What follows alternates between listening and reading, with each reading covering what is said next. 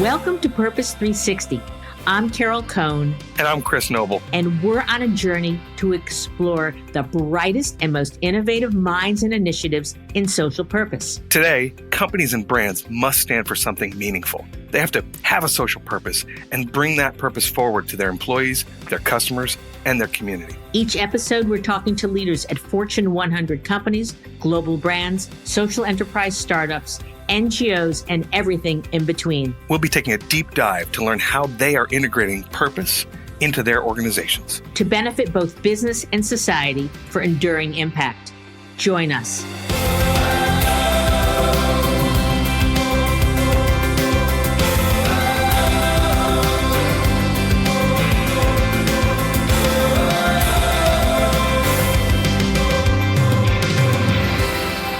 Welcome to Purpose 360. I'm Carol Cohn, and today we have a delightful guest with us, Jonathan Proper, and he is our first social enterprise to be on the show. So, Jonathan, welcome to Purpose 360. Carol, thank you so much. It's really a pleasure to be here today. Well, I am thrilled to have someone whose background is similar to my youth. And Jonathan's going to talk about cotton yarn and the cotton wash business that he had with his mom in a couple minutes. And my grandfather owned cotton mills in the 30s, 40s, 50s, 60s and such in North Carolina, South Carolina, and Alabama. So we are twined together in our current, I suppose, interests and our past interests. So very, very kind of serendipitous alignment. So I always love to start a show by the numbers. And so Jonathan is CEO of a Philadelphia-based company called Drops. It's a detergent company. It's a detergent company that has purpose at its center. And I love to share numbers. So while their sales are a secret, because they are an emerging social enterprise, they have sold over 50 million pods for our laundry. So that's a terrific number. But here's some other great numbers. Drops are 100% recyclable package, as well as that package is compostable. And that's really, really important as our landfills are growing totally filled. They also provide to a consumer zero cost of shipping. So don't worry, it can be sent to you on a monthly basis at certain levels. They have some wonderful scale and momentum and wind at their back in the business. The first quarter in 2019 exceeded sales for the entire year of 2017. Woo! So that's really, really great. And they serve over 50,000 customers. And I know that's growing leaps and bounds. So again, congratulations, Jonathan. So let's start with, we always ask, what is your purpose with your company, Drops? Well, that's a great question. We feel the consumer can have it all. There doesn't have to be a compromise. You can have convenience. You can have sustainability. You can have a good price, and safe and responsible products. And there's no reason to have to compromise any of the things that you need. So that's our really core belief. Okay, that's the company's belief. But what is your personal purpose? You've been involved in a number of social entrepreneurial adventures that are very sustainably driven. So, why are you doing this personally? It's interesting you asked that question. This is Earth Month, right? And Earth Day was started 49 years ago. And I remember sitting on the hill in Belmont, on Belmont Hill in Fairmount Park in Philadelphia, celebrating the first Earth Day. And it was a beautiful day. Every politician was there. There was no, blue state and red state in terms of, in those days, in terms of the Earth. Yeah. And, sort of that became sort of the basis for me and sort of my personal sort of mission towards doing sustainable things and keeping our Earth around for a long time. Well, that's very, very commendable. Actually, that Earth Day, I was in Sedona, Arizona. And I can, as you remember, where I was, and I was going to a fair showing very early on sustainable products and how you could live a sustainable lifetime. A lot's changed in 49 years, but not too soon for your product. So, what inspired you to develop drops, pods? Well, we had this great detergent that for cleaning cotton, and it was a concentrated, very concentrated detergent. So we always, sort of felt that the water was in the washer, and you only need to bring a detergent to your to the washer. And but at the same time, it still had a fair amount of water in it. And I saw this technology in another vertical, and I said, that was my aha moment. I said, let's take all the water out of this product and turn it into a pod. And at that point, we said, this is not a horse and buggy with a motor. This is a car. So we, so I'm a horse person, so you gotta watch those horses. right. So we had to rename it, and so we renamed it Drops, and it was an acronym, right? Dissolvable, ready to use, organic, pre-measured pods. And but ironically, some people thought I was just dyslexic because the D, if inverted, would be a P, right? And that would be props. And that was my nickname in high school, was props. So all of my high school friends thought that, I just sort of turned the P upside down and came up with the product name. But, it is a verb and a noun, you know, and so it is something you drop, and it's only a drop, and that's all you need to sort of clean your clothes. So Okay. And this is Drops is not your first company that you had a sustainability focus. Textiles and cleaning them has been woven into your DNA through your mom. And so can you talk a little bit about Lenore, Proper Schwartz, and she started the Conshohocken Cotton Company and made apparel using a patented cotton yarn. And so tell us a little bit about that kind of was the precursor to drops. cotton yarn was never used really in fashion. It was considered the dirty fiber. And then Perry Ellis came along and put it on the map with his hand knit sweaters.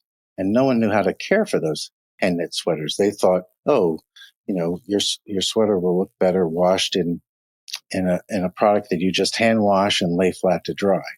The problem with cotton is you can't lay it flat to dry. It never dries. It will mildew. And so we developed this product called Cotton Wash that would take care of those beautiful hand knit cotton sweaters. And Consumer Reports named it the number one in the overall cleaning quality among hand laundry detergents, which is phenomenal considering I think we were all brought up on Woolite. So congratulations to you. Now in our pre-show conversation, you said that you ultimately sold that company. And then what happened? The story. So sold the yarn company, and I sold it to one of those venerable companies like your family's company. It was called Standard Coosa Thatcher Company, and we sold intellectual property, patents and trademarks. The trademark was softball yarn, and 3 years into the royalty, the company went Chapter 11. And so I needed to protect that royalty, so I bought the company out of Chapter 11. Not my company, the company that bought my company. Sure. So we went from essentially a $10 million company, 50 employees, to 1,000 employees and 4 plants. And then we reorganized and bought that out of Chapter 11 in what's called a 363 sale, and reorganized and sold the company again. And then one of the divisions we sold was the Conshohocken Cotton division, and we sold that to a company in Canada called Spin Right Yarns. And then Spinrite Yarns after that wanted uh, me to help them sell their company. So I wound up selling my company again. Okay. All right. And then we sold it to a private equity firm in what was called a recapitalization. So when we did the recap, I bought it again as part of the recap along with the private equity firm. And then it went public and we sold it again. So it's So you're learning about buying and selling. Yeah, lots of things. Yeah, but So it's odd to be able to sell something twice in a row. there you go. So I always like to stop our guests when they've got some pearls of wisdom to share. So you have sold and bought the same company. What are one or two key insights you can share with those listeners who are saying, I want to be a social entrepreneur and I also want to, keep growing? What are one or two insights? Well, when I think about my career and what I've done, it's not over till you quit, and unless you quit, right? You try and surround yourself with people that are bigger than yourself, so you create a company of giants. Okay. And it's never as good or as bad as it appears in the moment. So Drops has sustainability through and through. And congratulations, you are the winner of the 2017 EPA Safer Choice Partner of the Year. So you were a really young company then. How did you feel when you won that award? That's a big deal. It is a big deal, and we're very, very proud of it. That award is about not only about choosing great ingredients, but also in terms of they recognize the packaging that we did in the elimination of water in our product. So very excited. The congressman from our district in Pennsylvania, invited me to his office and took pictures with plaques, and so it was. Makes us Pretty feel special good. moment. Yeah, yeah. Okay. So, in your marketing, you talk about that you have lots of free of ingredients. Can you share those with our listeners? Sure.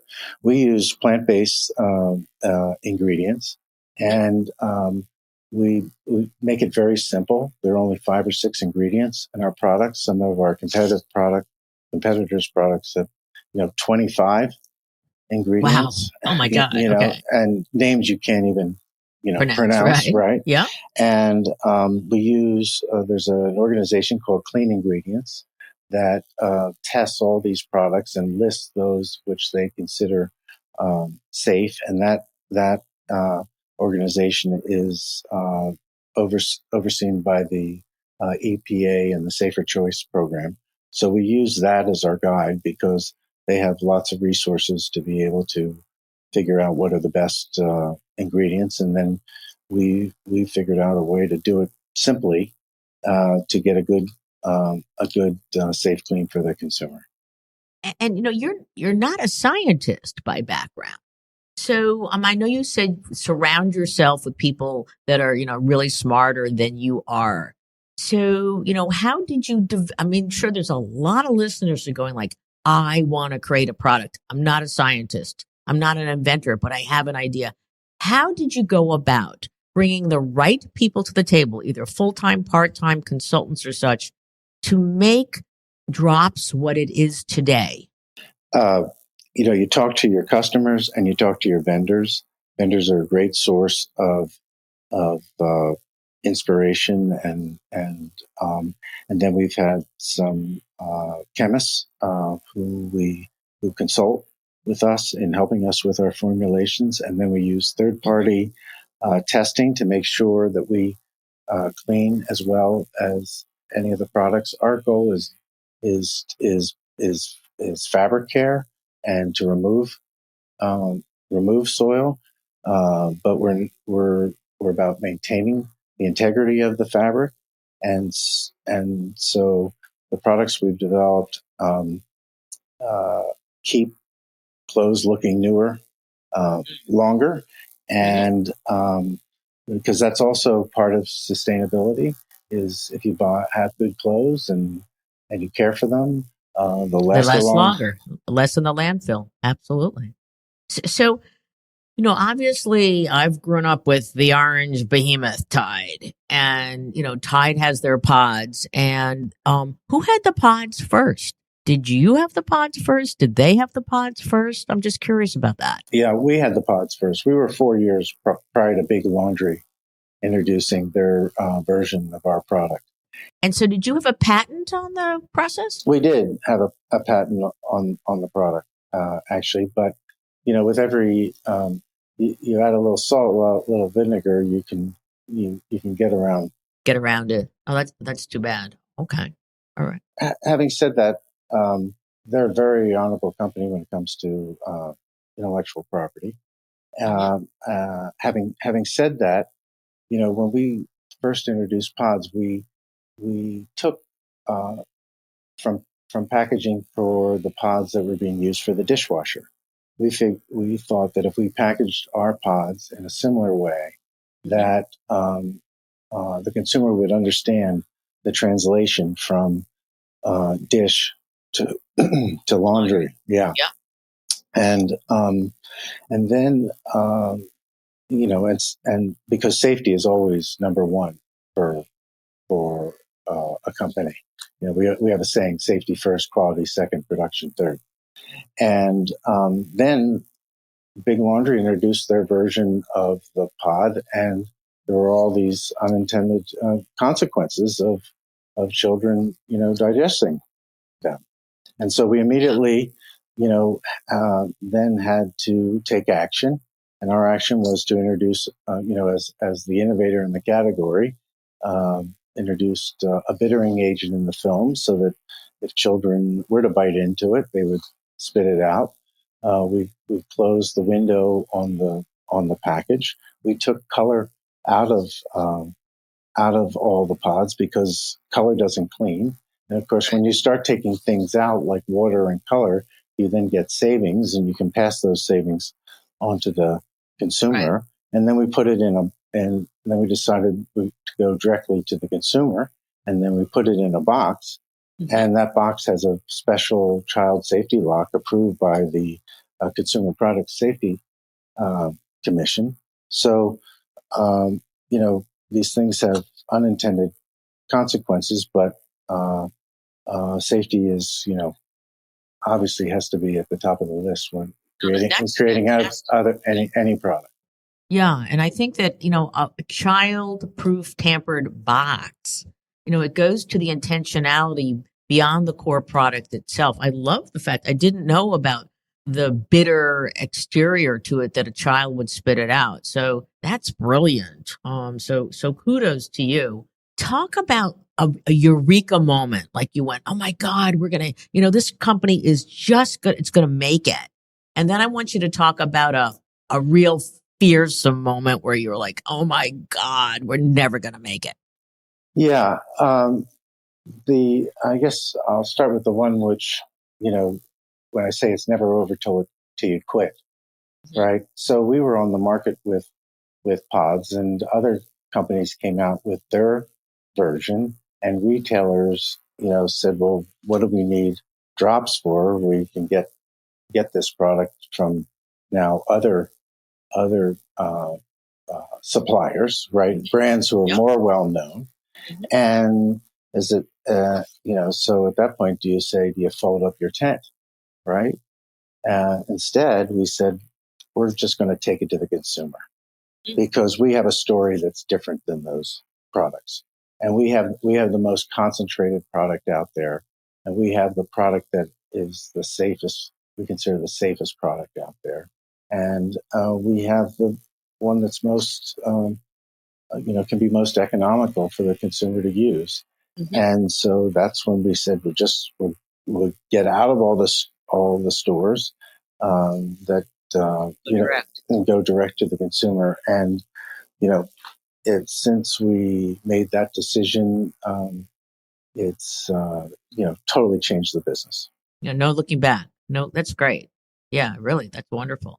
I'm curious. You must get a lot of consumer feedback What's like the one piece of feedback or two that gave you the biggest smile? When people talk about drops, they have the word love in the sentence. I love drops. I love using the drops. And, it just puts chills down your body when you read from consumers that they love your product. That's wonderful. And congratulations, because having almost a love marked product, it's not easy to do. And also to have it to be a sustainable product. So that's really great. So let's talk about how you're creating greater awareness. Now, you have this crazy video called The Naked Truth. And we will put links in our show notes so that our listeners can watch it. It's hysterical. But guys, listeners, I have to warn you. Jonathan starts in a bathtub with no clothes on. And we see his chest and his chest hairs, and he's just very straight on to the consumer. And it's called The Naked Truth. And then there's other scenes in the video that's The Naked Truth. So where did that crazy idea come from? We really want to know, was there really naked or was there a little covering? So tell us about that. So once we decided we're going to go direct to consumer, we felt we needed to have a statement of some kind, and what we call an anthem video, right? And so that was the inspiration behind the video.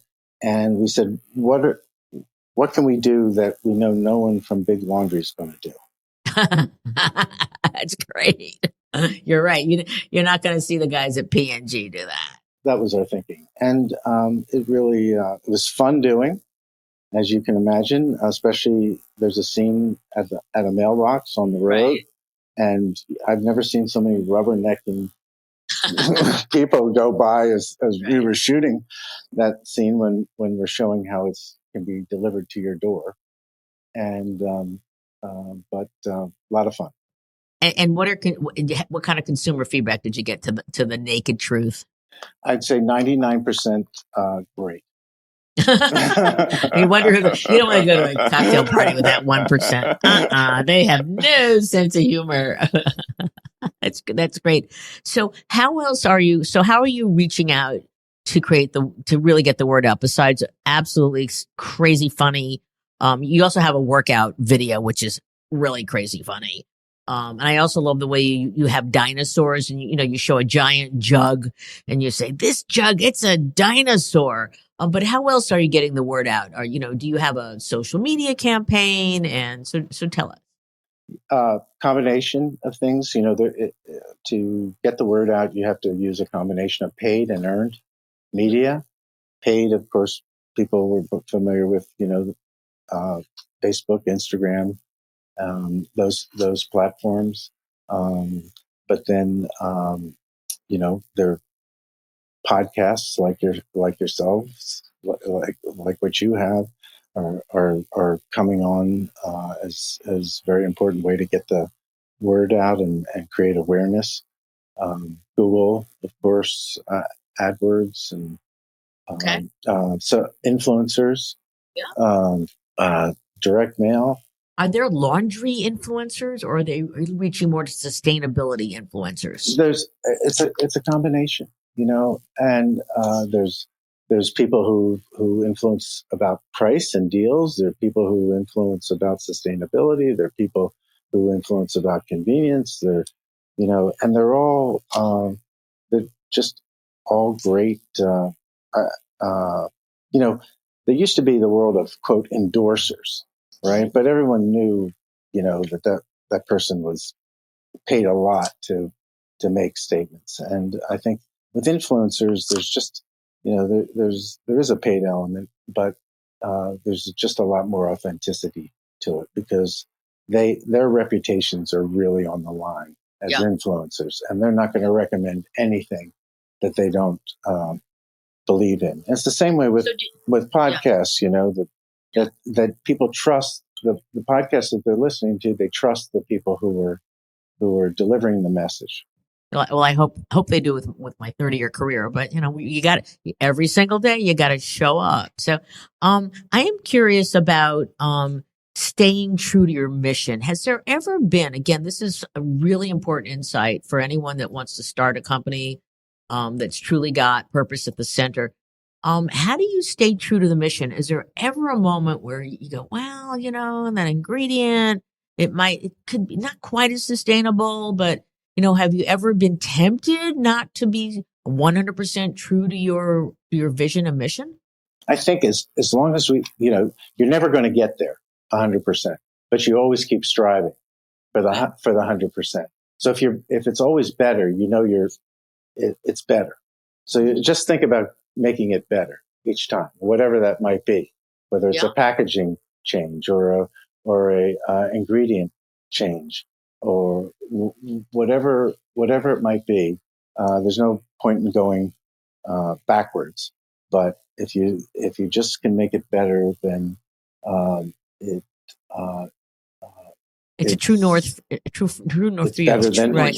yeah, So it's true who north. holds Yeah, the sure. mirror up to you? I mean, is your true north, is that guidance and that compass inside of you? Or do you also have some colleagues that work with you or customers? I mean, because, some days it's really hard to stay the course. So who holds the mirror of truth up to you? I think um, the team, the board, um, and the consumer. Okay. You do something that's not right, you're going to hear about it. Okay. And have you heard some like not so good emails? Someone saying, "Hey, Jonathan, what are you doing?" I don't think I've heard emails like that, but we get all sorts of emails from consumers, and they're really great because they teach us more about ourselves, and because as a small company, we don't have all the resources that some of the large companies do, Yep. and so they can be a source of information that we don't have as a way of making us better. Okay. So you mentioned your board. And so for, social ventures, social entrepreneurs, choosing a board is really important. So how did you select your various representatives? How many individuals do you have on the board? How often do you meet? It's a small board. It's people I've known. There are only four of us on it. People I've known quite a long time. Um, we have monthly calls and quarterly meetings. And are they part of that holding the mirror of consistency and your sustainability true north? Do they, question you a lot? They hold many mirrors in front of Okay. All right. Sure. Financial mirrors for me. sure. Yeah. Yeah. Let's turn to reducing single-use plastics because that is the hottest issue right now, like one of in sustainability. And I know that in one of your videos, you show undersea, you show the amount of plastic in the ocean. What role should the home care category play in addressing single-use plastics? It should be playing a huge role. Same with personal care. It is this. It is such a big problem, and at the same time, such a great opportunity. And so, as we look to the future in terms of products we develop, we would hope to develop products that are in containers that you can be reused. I always like to ask, who do you admire for having, a purposeful brand or company, perhaps in your space or not in your space, and why do you admire Stonyfield Farms, I love.